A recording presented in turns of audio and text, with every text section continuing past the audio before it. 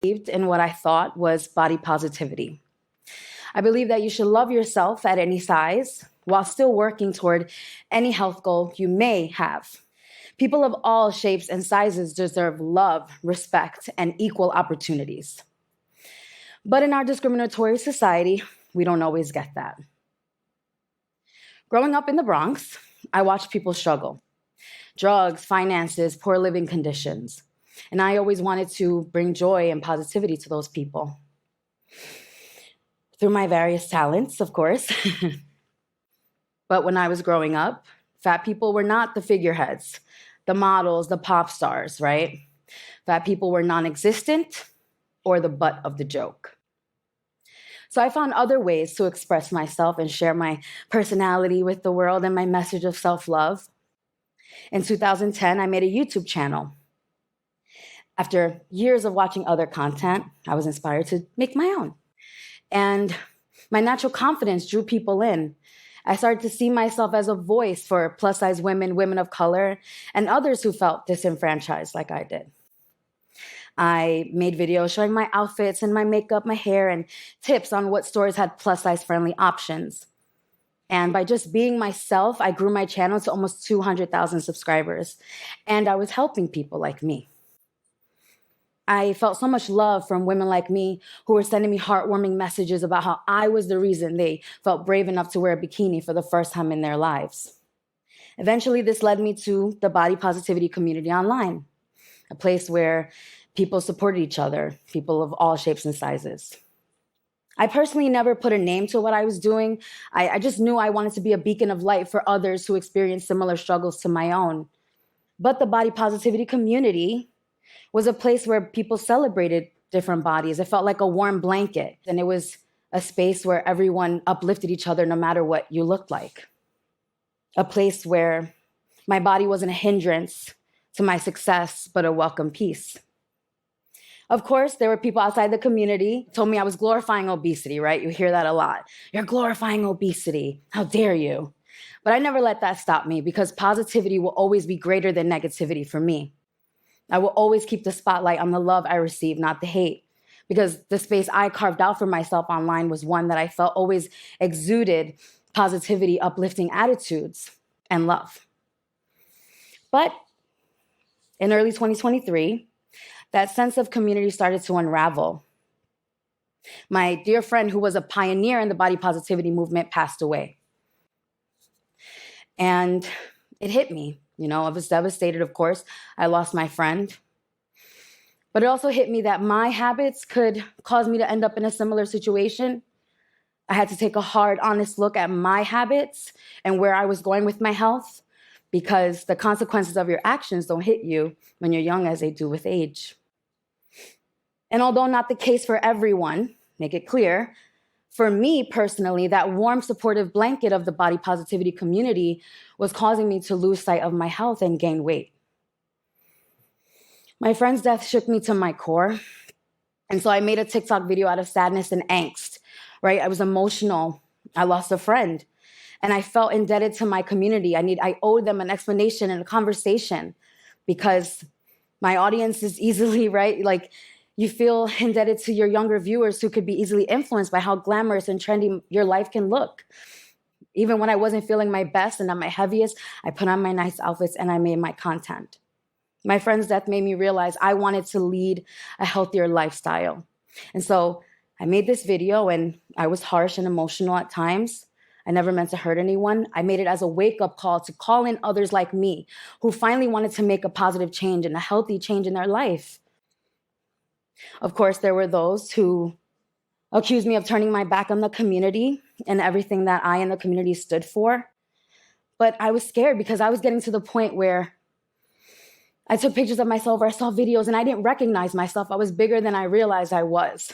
I got to the point where I didn't want to leave the house because I could barely walk. I was out of breath.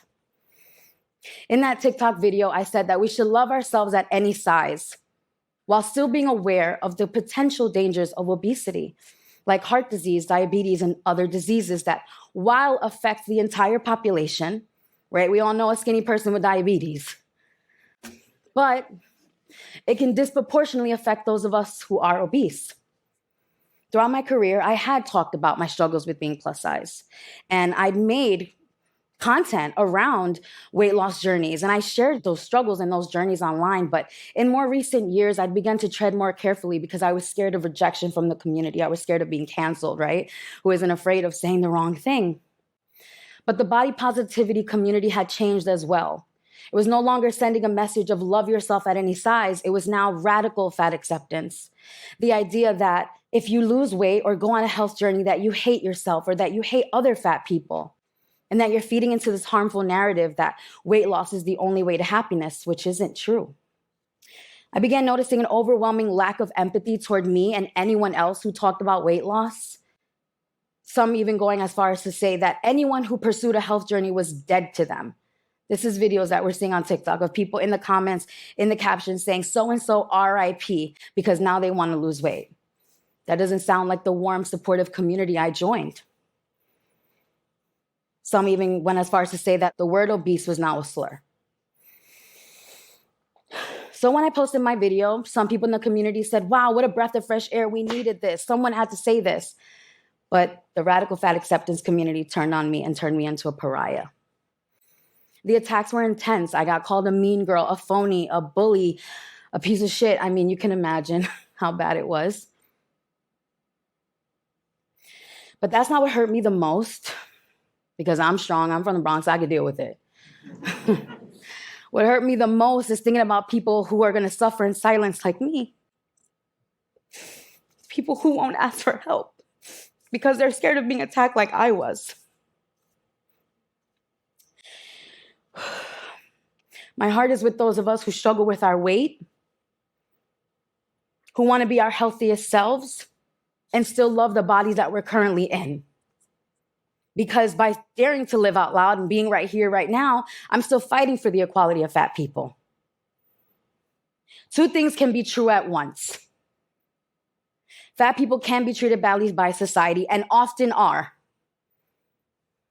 But fat people can be healthy or unhealthy, right? Like any of us. And by trying to lose weight or bringing attention to the dangers of obesity, we are not hating ourselves or hating anyone else. Because, like I said before, being thin is not the cure to happiness. It's not like the easy way to happiness. I can love myself and want to make a change for the better. I would argue loving yourself makes you want to change for the better. And I would hope that any of you want to make a change in your life for the better, regardless of what you look like or what your body looks like. Body autonomy embraces this exact sentiment. You should be able to do whatever you want with your body, like I can do with mine, right? Because either or thinking is dangerous. We have some people on one side who think that anyone who's fat should just cease to exist. Oh my God, I don't want to see it. But that's not realistic. And then on the other hand, you have people who think any weight loss journey is a betrayal. We need more empathy, more compassion, more nuanced conversations about this topic. Because loving yourself at any size will always be my message. A health journey is an act of self-love, not an act of self-hate. I hope that by sharing my story, we can have more honest and open and compassionate conversations about health and wellness and loving yourself. Because I am still fat, right? We see that. But whether or not that changes, I will always believe in body positivity, body autonomy, and loving yourself at any size. Thank you. 恳请点赞，订阅我们的频道，一起学习演讲中的实用英语。